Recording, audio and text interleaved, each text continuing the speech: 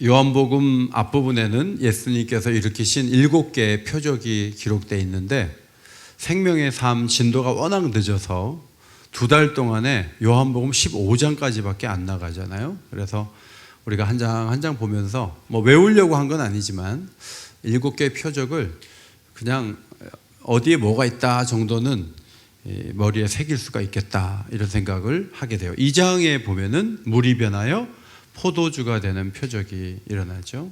4장에는 왕의 신하의 아들이 가버나움에 있는데 가나에서 말씀하시니까 아들이 치유되는 사건이 있고, 5장에는 38년 된 병자가 자리를 들고 걸어가죠.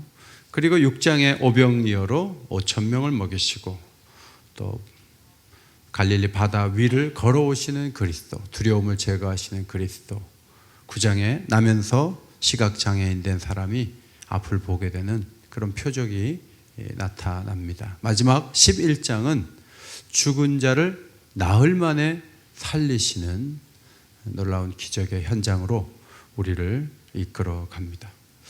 이번에 부흥회하면서 강사님을 대접하는 어떤 분이 넥타이를 강사님 것만 하지 않고 제 거도 해주셨어요. 이 넥타이예요. 근데 색깔이 너무 제 취향이 아니라서 제가 이걸 가지고 가서 물려야 되나 딴 걸로 바꿔야 되나 그랬는데 용기를 낸 거는 오늘 부활장이잖아요. 그래서 넥타이도 특별히 메고 예수 그리스도의 부활을 선포해야 되겠다 하고 용기 있게 메고 나왔는데 어울리죠? 네. 오늘 특별히 이 부활장에 대한 말씀이에요. 부활에 대한 말씀. 여러분, 예수님이 하나님의 아들이시고 그리스도이신 것을 우리가 언젠가 믿고 있는데 그 믿음을 갖게 된 계기가 생명의 주관자, 죽은 자를 살리는 사건, 예수님이 죽어서도 살아나셨고 우리 또한 예수처럼 부활하게 될 것을 믿으면서 예수는 그리스도요 살아계신 하나님의 아들이라고 믿는 것이 의미가 있지, 예수님은 좋은 분이고 3대 성인의 한 분이고 하나님의 아들인 걸 믿지만 내가 죽어서 어떻게 될지 모르고 예수님이 죽었는지 살았는지 잘 모르겠고 거기에 갇혀 있다면 그 사람의 믿음이라고 하는 것은 사실은 온전한 믿음이 아니고 하나님 받으실 만한 믿음은 아직 아닌 것이죠. 사도 요한은 많은 표적을 계속 기록할 수 있었지만 딱 7개를 기록했고 마지막으로 죽은 자가 살아나는 표적을 기록함으로 표적 얘기는 여기서 끝냅니다. 그리고 13장부터는 십자가로 나아가시는 그리스도의 말씀에 대해서 계속 기록하고 부활로 연결시킨 것을 발견하게 됩니다. 오늘 요한복음 11장에서 가장 중요한 분 예수님이시지만 조연급 배우를 한 사람 찾아라, 연극으로 볼 때 그렇게 한다면 그는 다름 아닌 마르다죠. 마르다에 대해서는 2가지 선입견이 있어서 동생보다 못한 사람이라는 생각을 합니다. 첫 번째는 누가복음 10장에 예수님을 모셔드린 다음에 마르다가 모셔드렸는데 음식을 준비하느라 바빠서 그냥 예수님 말씀에 귀 기울이는 동생이 좀 한심해 보여서 언니를 좀 도우라 그러세요, 이런 식으로 얘기를 했거든요. 그때 예수님께서 내가 내 정신 좀 봐 하지 않으시고 마르다한테 이런 말씀을 하셨어요. 마르다야 마르다야, 내가 많은 일로 염려하고 근심하지만 몇 가지만 하든지 혹 한 가지만이라도 족하니라. 마리아는 이 좋은 편을 택하였으니 빼앗기지 아니하리라. 저도 신방 가보면요, 음식 준비하느라고 기도하고 있는데 막 따따따따따 소리 나고요, 막 왔다 갔다 하고 어떤 분은 기도하는데 뭐 사러 갔어요.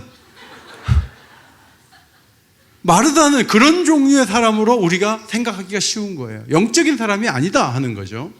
두 번째는 마리아는 자신의 최선을 다해서 향유 옥합을 깨뜨렸어요. 나드 향유, 인도산 나드 향유를 그 시대에 예수님께 깨뜨렸는데 값어치가 몇백만 원 되는 거예요. 지금으로 가치가 1,000만 원이 넘을 수도 있어요. 그것을 예수님을 위해서 깼을 때 가룟 유다가 옆에서 열나가지고 뭐라고 했잖아요. 그때 예수님이 막으시면서 이 사람이 내 장례를 준비한다는 말씀이 12장에 기록이 되어 있는데 11장에 미리 기록해 있는 것을 2절에서 보죠. 이 마리아는 향유를 주께 붓고 주의 발을 닦던 자요 그랬어요.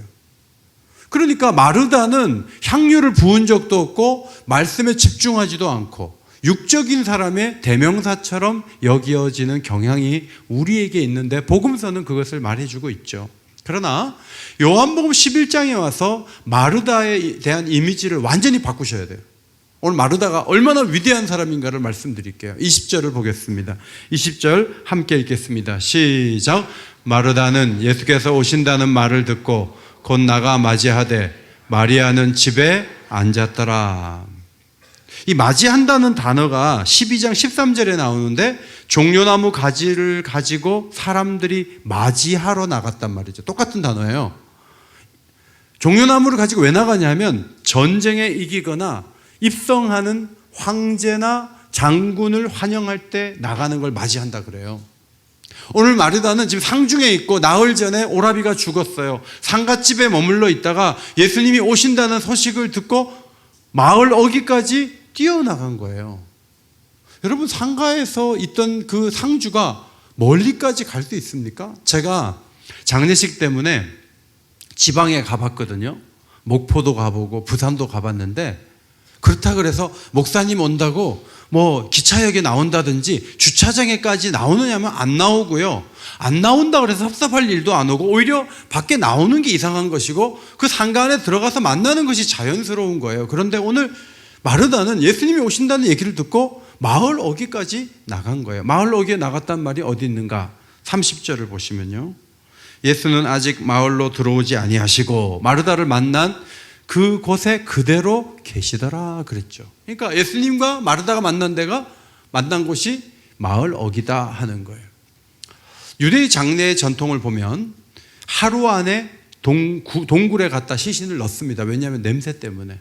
이 더워서 부패가 진행되면 코를 잡아야 돼요. 그래서 빨리 일단은 우리로 말하면 하간 예배를 다 드리고 나서 집에서 7일 동안 애곡의 기간을 갖는데 아무리 가난한 사람도 3명은 고용을 합니다. 2명은 피리 부는 사람, 한 사람은 아이고 아이고 하면서 애곡하는 사람. 이 3명을 유급으로 데리고 와서 이 분위기를 만드는데 7일 동안 만드는 거예요. 그것으로 끝나지 않고 30일 동안은 유대인들이 쉬로심이라는 기간을 거치면서 애도의 기간을 또 2차적으로 갔는데 그 어떤 모임에도 안 가고 어떤 가벼운 얘기도 하지 않고 돌아가신 고인을 생각하면서 추도하는 기간을 가져요. 그러니까 이분들은 거의 한 40일 정도를 그 상가에 머물면서 슬픔을 계속 유지하는 전통을 갖고 있었어요. 그런데 부모 같은 오라비가 죽은 날짜가 나흘밖에 안 됐는데 예수님이 오신다 그래서 마을 어귀까지 뛰어나가는 거는 이거는 상식에 어긋나는 행동이고 관습을 벗어난 선택이었어요. 마르다가 왜 그랬을까? 저는 그 마르다가 예수님에 대한 기대감 때문에 움직였다는 것을 발견합니다. 그 기대는 얼마 전까지는 빨리 오시면 우리 오라비가 예수님 말씀하시면 나을 수 있어 라는 기대였어요. 그런데 그 기대를 저버리시고 예수님은 나흘이 되도록 오지 않다가 오라비를 장사 지내고 나흘이 된 후에야 예수님이 도착을 했어요. 그래서 마르다가 안타까워서 한 얘기가 22절이에요. 주께서 여기 계셨다라면 내 오라비가 죽지 아니하였겠나이다. 늦게 오시는 바람에 손도 못 쓰고 죽었어요. 이제 그런 얘기죠. 그러면 여기까지 보면 항의하러 나간 거예요. 아니 예수님, 그렇게 능력이 있으면서 좀 빨리 오시면 안 돼요? 뭐가 그렇게 바빠서 죽은 사람이 살아나는 것보다 더 중요한 일이 있어요? 예수님 뭐 하느라고 지금 왔어요? 라고 멱살잡이를 하면서 예수님께 항의하려고 나갔느냐? 그렇지 않아요. 22절을 보면요, 마르다의 독특한 믿음을 보게 돼요. 22절 굉장히 중요한 말씀이에요. 같이 읽겠습니다. 시작. 그러나 나는 이제라도 주께서 무엇이든지 하나님께 구하시는 것을 하나님이 주실 줄 아나이다. 마르다가 지금 무슨 얘기를 하고 있냐면 예수님은 하나님과 친밀한 관계를 맺고 계신데 우리 오라비는 죽었지만 예수님과 하나님과의 관계의 그 독특한 그 연결을 저는 지금도 신뢰해요 라는 얘기예요. 이게 좀 어려운 말일 수 있어요. 아버지와의 그 친밀한 관계를 자꾸 예수님이 사람들에게 말을 해서 사람들은 예수님 자체를 자꾸 말하지만 예수님은 항상 관계성 속에서 자신을 드러내기를 원했어요. 사람들은 못 알아먹었어요. 그런데 이 마르다가 아버지와 친밀한 관계 속에서 주께서 무엇이든지 하나님께 구하시는 것을 하나님이 주실 줄 아나이다. 이제라도 주실 줄 아나이다 라고 얘기를 하면서 우리 오라비 살려내요. 그렇게 말한 건 아니에요. 그러나 예수님이 하나님과 독특한 관계 속에 있다는 것을 고백을 한 것이죠. 그때 예수님이 그 얘기를 듣고 23절 내 오라비가 다시 살아나리라 그랬어요. 그랬더니 마르다가 깜짝 놀라면서 정말요? 내가 그걸 믿는다니까요. 살려주세요. 이런 게 아니고 마르다가 이렇게 말하죠. 마지막 날 부활 때에는 다시 살아날 줄을 내가 아나이다. 지금이야 장례 지낸 지 나흘이나 됐는데 지금 살려달라고 제가 하겠습니까? 마지막 날 살려주세요. 이렇게 분위기를 그렇게 만들었어요. 그때 여러분 예수님께서 말씀하신 여러 말씀 중에 굉장히 유명한 말씀, 암송구절이 되는 성구죠. 25절, 26절을 마르다에게 주님이 말씀하셨다는 거예요. 앞에 보시고 함께 읽겠습니다. 시작. 나는 부활이요 생명이니 나를 믿는 자는 죽어도 살겠고 무릇 살아서 나를 믿는 자는 영원히 죽지 아니하리니 이것을 내가 믿느냐. 자, 예수님이 자신이 누구라고 말할 때 헬라어로 나는은 따라합시다. 에고라는 말이 나는이네요. 나는. 그 다음에 무엇이다라는 헬라어 단어가 따라합시다. 에이미. 그래서 에고 에이미라고 우리가 얘기를 하거든요. 예수님이 에고 에이미라는 문장 형태에서 자신을 계시한 적이 참 많은데 요한복음 6장에 보면 나는 생명의 떡이다. 나는 이다. 나는 생명의 떡이다. 나를 먹는 자는 죽어도 산다. 내 피를 마시는 자는, 내 살을 먹는 자는, 이게 성찬식의 기초가 되잖아요.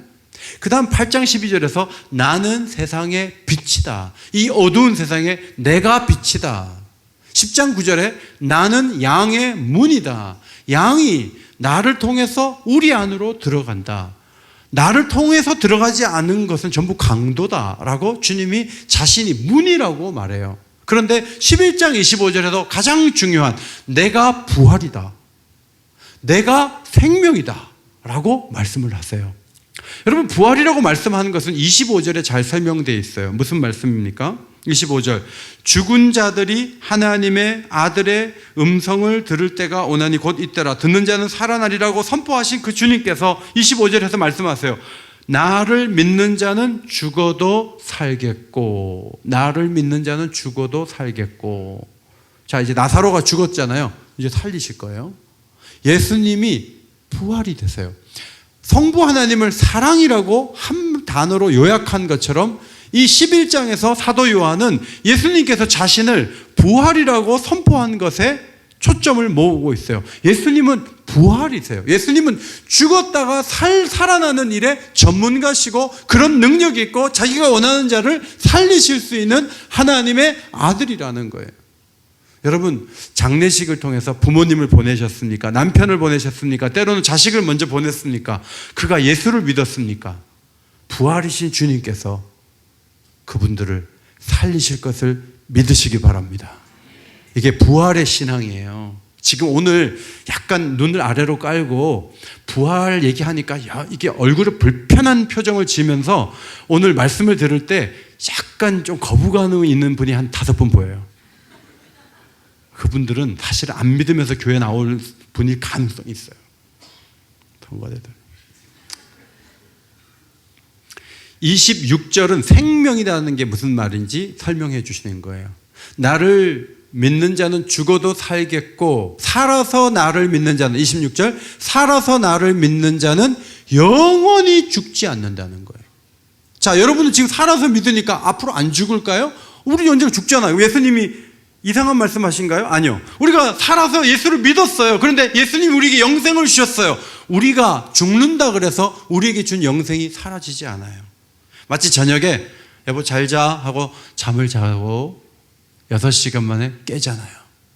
병원에서 입원했을 때 잠시 숨을 들이마시세요. 그래서 잠들었는데요.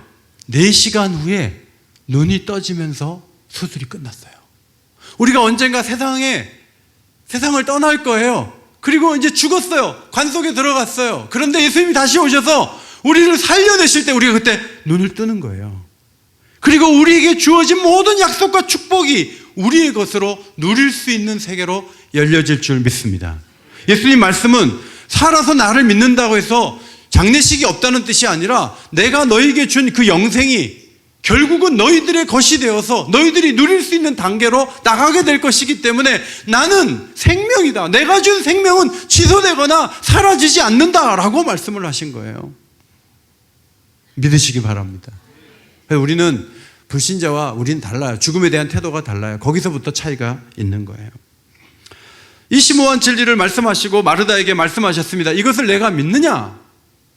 그때 마르다가 네, 부활시켜 줄 걸 믿습니다. 여기까지만 대답을 해야 되는데 부활시켜 준다는 부활이요 생명인 걸 믿을 뿐만 아니라 한 걸음 더 나아가 인격적인 신뢰에 대한 얘기를 했어요. 27절이에요. 자, 앞에 보시고 안 믿으셔도 눈은 뜨세요. 27절 읽으세요. 같이 읽겠습니다. 시작. 주여 그러하여다. 주는 그리스도시요 세상에 오시는 하나님의 아들이신 줄 내가 믿나이다. 여러분 부활 믿어요. 그런데 여기서 무슨 말이 터져 나오냐면 주는 그리스도시요 세상에 오시는 하나님의 아들이시라는 거예요. 그걸 믿는다는 거예요. 믿는다는 단어를 완료형을 써서 아주 확고하게 믿는다고 지금 마르다는 대답을 했습니다. 여러분 이 대답이 왜 중요하냐면 요한복음을 적은 사도 요한의 기록 목적에 딱 떨어지는 대답이 이 대답이에요. 여러분 교회를 나오는데 예수가 그리스도라고 안 믿어지고요. 세상에 오신 하나님의 아들인 걸 안 믿고 100번, 1000번, 10,000번 예배드려도 구원은 없어요. 이 고백은 매우 매우 중요한 고백이에요. 우리가 믿는다 할지라도 내가 옛날에 믿었어가 아니고 지금 믿어야 되고 이 믿음이 지금 약동하면 우리의 신앙은 뜨거운 신앙이 되고 살아있는 신앙이 될 수 있지만 이 그리스도와 세상에 오신 하나님의 아들이라는 이 부활의 주를 바라보는 힘이 떨어지는 순간 우리의 신앙은 굉장히 약화돼요. 요한복음 20장 21절 요한복음을 기록한 목적은 예수께서 하나님의 아들 그리스도이심을 믿게 하려 하며 또 너희로 믿고 그 이름을 힘입어 생명을 얻게 하려 함이라는 이 목적을 가지고 기록했는데 이 목적에 사도 요한이 보기에 가장 부합된 고백을 한 사람은 한 사람 마르다였어요. 마르다가 그 위대한 고백을 한 거예요. 혹시 마르다 여전도에 마리아 여전도에 다시 이름을 짓게 된다면 서로 마르다라고 나는 우리 전도는 그렇게 하겠다고 하세요. 절대 손해되는 일이 아니에요. 가장 위대한 고백을 한 인물이기 때문에 그렇습니다. 예수님은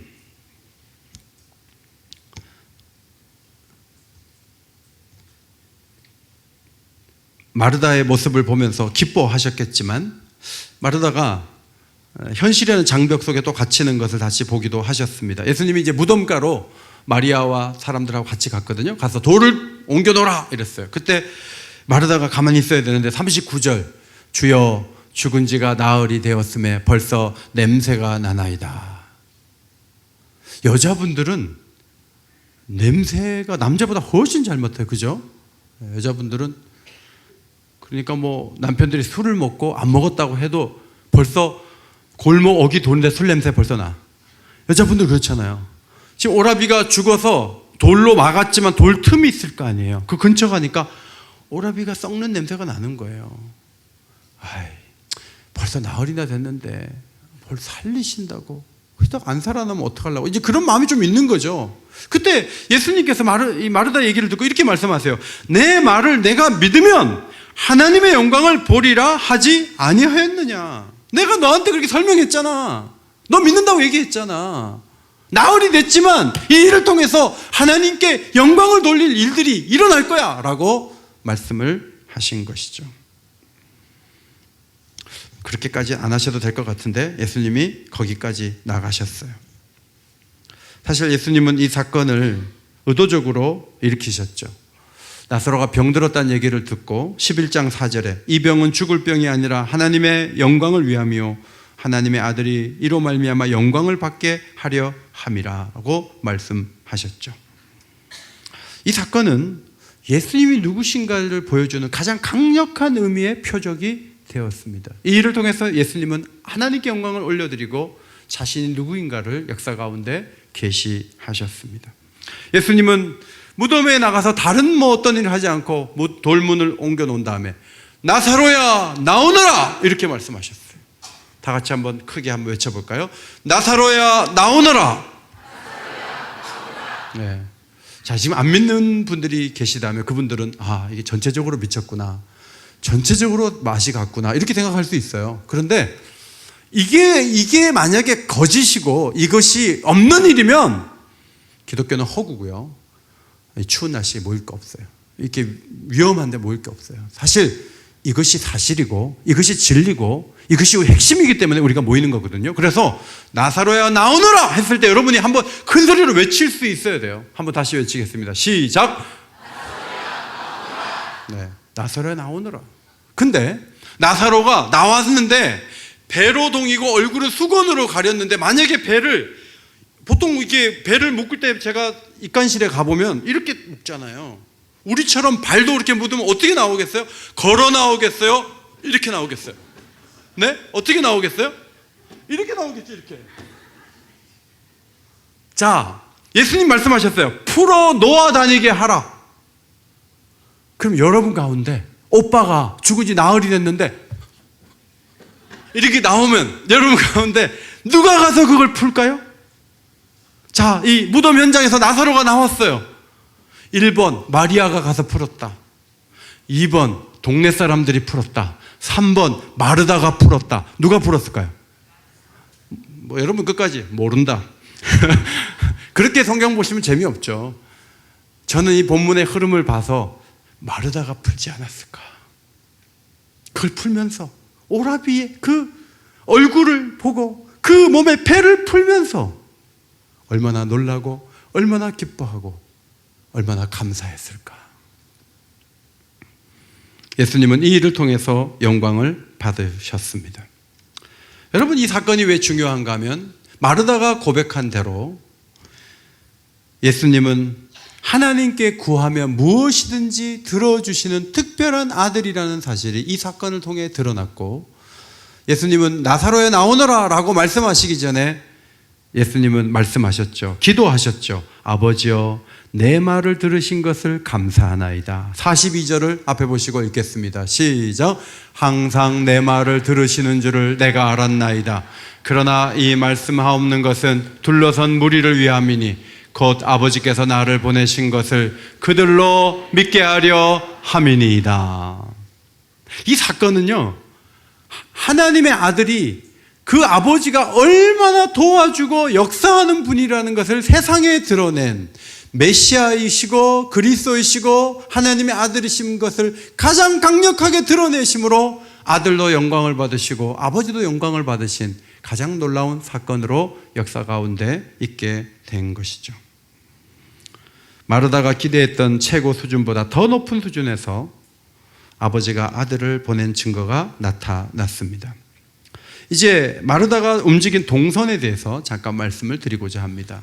앞에 지도를 보시면 베단이라는 마을이 있는데 마을 여기 근처에 살았는지 아니면 전혀 반대쪽에 살았는지 모르지만 예수님이 온다는 얘기를 듣고 마르다가 상가를 벗어나서 상주가 마을 여기까지 갔어요. 거기서 나는 부활이요 생명이다. 내가 믿습니다. 자, 이제 얘기가 거기까지 끝나고 마르다가 집으로 돌아와요. 돌아와서 동생 보고 은밀하게 사적으로 말하는 거예요. 예수님이 널 찾아. 저는 정말 예수님이 찾아서 찾았다고 생각했는데 어떤 주석을 보니까 이것은 예수님이 불러내라고 한 것이라기보다도 마르다가 예수님을 만나고 대화 끝에 이 죽음 끝에 큰 소망과 기쁨과 위로가 있으니까 너도 은밀하게 가서 막 우르르 몰려가서 대화도 못하는 상황이 아니라 은밀하게 1대1로 예수님께 그 얘기를 좀 들어봐 라고 동생을 초대한 것으로 그렇게 기록한 글을 봤는데 그것도 일리가 있다고 봐요. 그리고 이제 마리아가 예수님이 왔냐 그러고 급하게 예수님께로 가는데 마르다가 갔을까요? 안 갔을까요? 같이 갔을까요? 안 갔을까요? 여러분 잘 모르시죠? 성경을 잘 읽어보면 계속 마르다는 동행합니다. 상가를 비워버립니다. 놀랍게도 상가에는 상주 둘이 쏙 빠져나가서 다 가는 바람에 사람들이 무덤에 가는 줄 알고 위로해 주려고 종종걸음을 하면서 이 두 사람을 따라가서 마을 어귀에서 예수님을 만나고 예수님 앞에서 너무나 죽음의 그 아픔을 사람들이 드러내니까 예수님이 눈물을 흘리시고 무덤 앞으로 가는 거죠. 4번. 마르다는 예수님과 함께, 마르야와 함께 무덤 앞으로 가죠. 그리고 나흘이 되어서 냄새가 나나이다 라고 말한 사람이 마르다였잖아요. 다시 그 지도 4번 보여주세요. 여러분, 갔다가 왔다가 갔다가 무덤으로 갔어요. 이게 누구라고요? 마르다예요. 마르다는요, 굉장히 귀한 사람이에요. 혼자 아는 것으로 멈추지 않고 누군가에 가서 얘기를 하잖아요. 가장 가까운 사람에게 부활에 대한 얘기를 좀 해주려고 하잖아요. 거기에 소망이 있음을 알고 보낼 뿐만 아니라 관습을 벗어나서 7일이 되지 않았음에도 불구하고 동생과 함께 예수님께로 가고 무덤 앞으로 와서 결국은 예수님이 보여주시는 큰 선물, 부활의 선물을 오라비를 통해서 얻게 되는 거예요. 이것이 마르다의 아름다운 헌신의 모습입니다. 성도 여러분, 여러분 가운데 믿음이 좀 부족한 분들이 계시죠? 특별히 죽은 자가 살아난 것까지 도저히 못 믿겠다. 동정녀 탄생까지는 봐주겠는데 죽은 자가 살아난 건 못 믿는다. 그런 얘기 들었어요. 교회에서 뭐 장로님까지 하셨는데 뭐 부활절 날 아침에 식구들에게 죽은 자가 어떻게 살아나? 그 얘기를 했다는 얘기를 내가 들었어요. 교회에서는요, 부활신앙이 없는데 목사도 되고요, 장로도 될 수 있어요. 이게 오늘의 교회의 위기예요. 그러지 않아야 되죠. 아주 독특한, 뭐 천에 하나 만에 하나지만 그런 사람도 있을 수 있다는 거예요. 신앙의 가장 핵심은 부활이에요. 부활을 보여주면 그걸 믿느냐? 그렇지도 않아요. 45절 46절에 보니까 많은 유대인이 그를 믿었으나 어떤 사람은 바리새인들에게 가서 고자질하고 있어요. 아유, 지금 예수라는 사람이 죽은 자도 살리는데 당신들 이러고 있어갖고 우리 종교가 남아나겠냐고 막 수적거리고 다니는 거예요.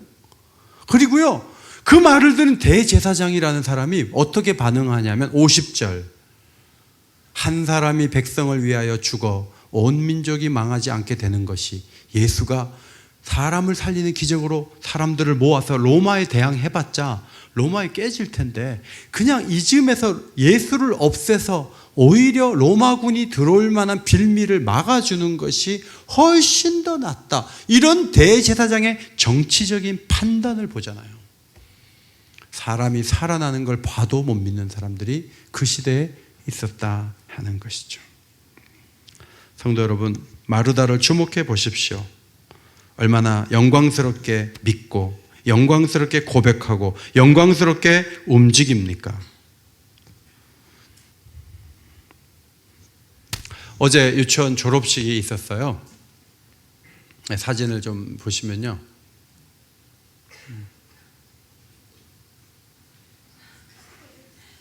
교육청 방침에 의해서 졸업식 할 때 이렇게 마스크를 쓰라 그래가지고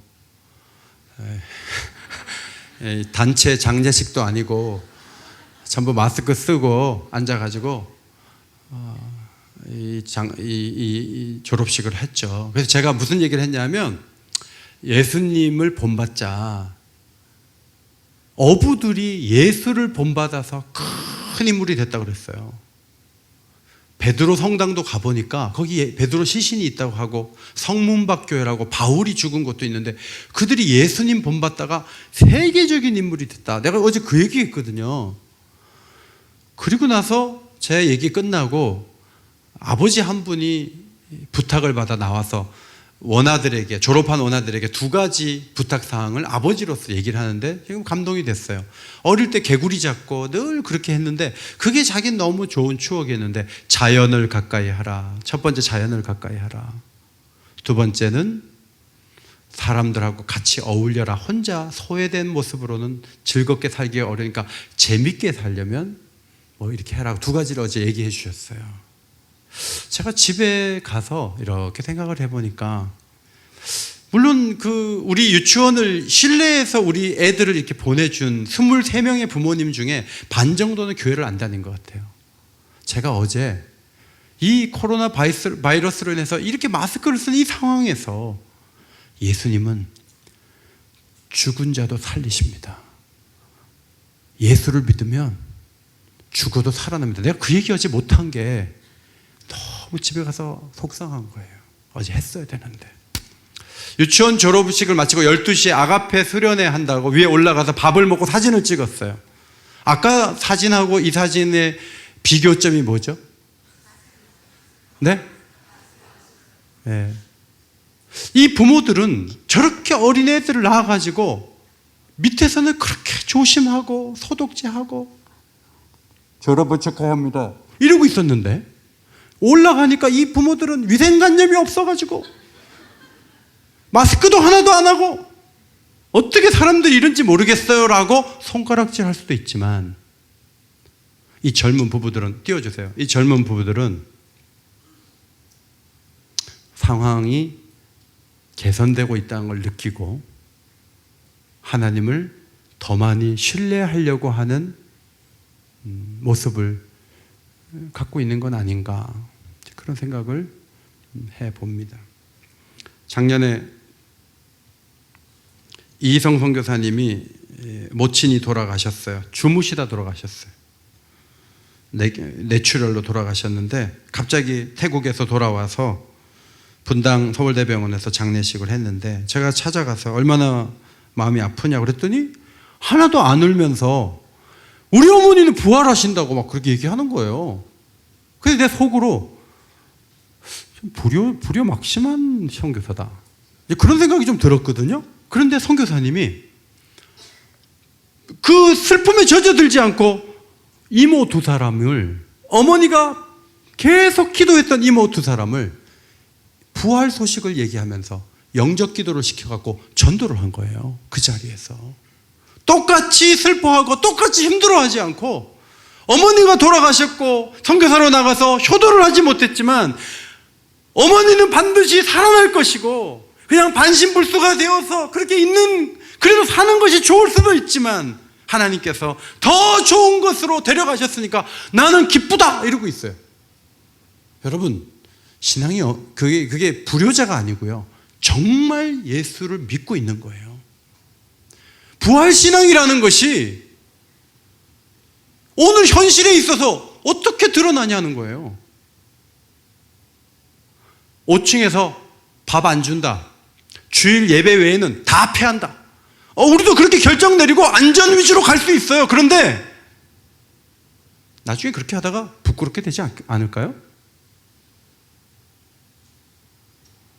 말씀 축제를 이 어려운데 왜 합니까? 혹시 그러다가 우리가 죽는다 할지라도 하나님께서 우리를 살리실 것을 믿기 때문에, 그 믿음이 없다면 어떻게 담대하게 선교하고 어떻게 주의 일들을 감당하겠어요? 못해요. 두려워서 못해요. 하나님 우리를 붙잡아 주십니다. 하나님 우리를 이끌어 가십니다. 하나님 우리와 함께 하십니다. 하나님 우리를 살리실 것입니다. 믿어야 돼요. 마스크도 하지 말고 소독제도 바르지 말고 그렇게, 그거 다 믿음 없는 거다, 그 말을 하는 게 아니에요. 다 조심해야 돼요. 그럼에도 불구하고 우리 마음 자세는 두려움에 갇히지 않는 거예요. 앞으로 나갈 수 있는 힘을 갖는 거예요. 지난주일 복음의 숲교회 7명인가 새로 오셨대요. 다 등록했냐 그랬더니 1명만 등록했대요. 나머지 분은 뭐냐 그러니까 본교회 코로나 바이러스가 무서워서 가까운 데 온 사람들이래. 그 코로나 바이러스 때문에 우리 개척교회에도 사람이 온다니까 어쨌든 기분이 좋아요. 근데 1명이 등록했다는 거예요.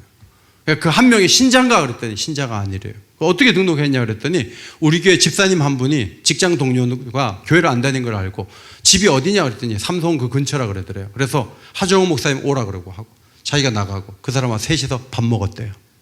그리고 이분이 개척 우리 교회인데 개척했으니까 여기 나가라고 약속을 철떡같이 하고 지난주에 와서 등록했대요. 여러분, 신자가 되는 게 저절로 됩니까? 교회 사람들이 이 와중에 자기 발로 걸어옵니까? 아니요. 누군가 마르다처럼 왔다 갔다 하면서 주는 부활이요 생명이요 주께서 너를 찾으신다고 말하는 사람이 누군가 있고 초대해야 사람들이 움직이지. 앉아갖고 예배만 드리고 기도만 한다고 사람들이 그냥 몰려오는 게 아니란 말이에요. 중요한 거는 마르다처럼 관습에 젖어 있지 않는 거예요. 분위기에 매여 있지 않는 거예요. 어떻게 하자고 마르다도 가고 마리아도 가고 상가 다 비워놓고 사람들까지 다 데리고 갑니까? 그런데 여러분, 그들 모두가 부활의 현장을 봤잖아요. 나사로가 살아나는 걸 봤잖아요. 얼마나 영광스럽고 놀라운 장면이에요. 그런 자리를 마련하도록 쓰신 사람이 누구죠? 예수님이죠. 쓰임받은 사람 누구죠? 마르다죠. 우리도 쓰임받기를 원합니다. 우리도 쓰임받기를 원해요. 저는 전에 있던 그 라인이 30집이었어요. 30집. 아파트 15층까지인데 2집씩 딱 있었어요. 그래서 몇 층에 누가 살고 몇 층에 누가 살고 제가 이제 어느 정도 알다가 그냥 나오게 됐는데, 이번에는 16층까지 있는데 3집씩 이 엘리베이터 하나 쓰는 거예요. 모두 몇 집이에요? 48집이나 돼요. 너무 많아요. 내가 교인들 챙기기도 힘든데. 그러나 표를 그려가지고 1, 2, 3에 누가 사는지를 파악을 해야죠. 그리고 기도해야죠. 죽어도 다시 사는 세계가 있다고 기회가 되면 얘기를 해야죠. 글마당을 집에다가 붙여놔야죠. 그런 움직임이 없이 옥인교회는 요대로 갈 거예요. 그러나 움직이면 부흥을 주실 줄 믿습니다. 오늘 할렐루야 찬양대가 부흥의 불길이 타오르게 해달라고, 이 나라의 부흥의 불길이 타오르게 해달라고 찬양했어요. 이게 우연입니까? 이 메시지하고 딱 맞지 않아요? 제가 이 벌건 넥타이를 메고 나온 게 우연이라고 보세요? 열정을 가지십시오. 열정을 갖고 복음을 전하게 되시기를 바랍니다. 복음을 전하다가 우리가 살아나는 거예요. 하나님께서 이루시는 놀라운 일들을 보면서 주의 영광이 여러분의 삶 가운데, 우리 교회 가운데 가득하게 되기를 주님의 이름으로 축원합니다. 축원합니다. 하나님 고맙습니다.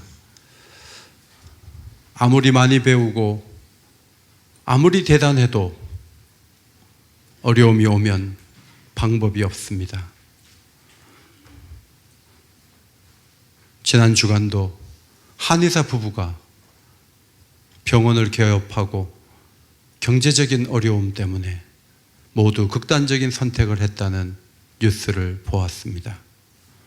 부부는 한의대학에 갈 정도로 공부도 잘했고 개업을 할 정도의 도전 정신도 있었지만 현실을 넘어서지 못하고 무너지고 말았습니다. 오늘 우리가 보기에 정상적인 사람들도 인생에 한계가 오면 죽음을 선택할 수 있는 위태로운 순간에 서 있음을 보게 하시고, 주여 우리에게 주신 이 복음, 나는 부활이요 생명이라고 하는 이 말씀, 3일 만에 부활하신 그리스도의 그 놀라운 능력과 하나님의 아들 되심, 그냥 혼자만 믿고 있지 않게 하시고 이것을 전할 수 있는 마르다와 같이 뛰어다니면서 전하고 주의 영광을 볼 수 있는 성도들이 되게 하여 주옵소서. 우리의 입을 열어 주옵소서. 우리의 마음을 주장하여 주옵소서. 비본질적인 일로 너무나 많은 에너지를 소비합니다. 우리가 그렇게 되지 않도록 더 복음에 접근하고 복음을 전하는 교회 되도록 하나님 저희들을 인도하여 주옵소서. 예수님 복되신 이름으로 기도하옵나이다. 아멘.